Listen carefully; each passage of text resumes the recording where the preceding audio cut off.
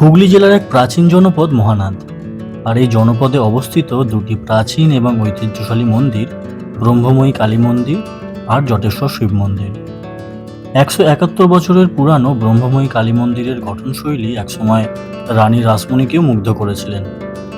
1822 সালে এই মন্দিরের কাজ শুরু হয় এবং 1830 সালে এই মন্দির প্রতিষ্ঠা হয়।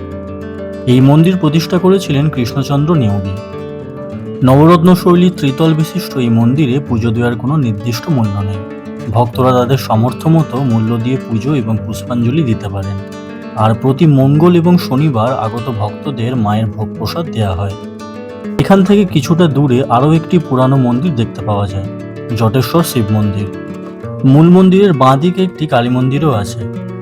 মহানাদের এই শিব মন্দির কত সালে প্রতিষ্ঠিত হয়েছিল তা জানা যায়নি, কিন্তু মন্দিরের স্থাপত্যের বিবেচনায় ধারণা করা হয় যে অষ্টাদশ শতাব্দীর মাঝামাঝি সময় এটি নির্মাণ করা হয়েছিল। মহানাদ একসময় শিব শক্তি সম্প্রদায়ের একটি গুরুত্বপূর্ণ কেন্দ্র ছিল।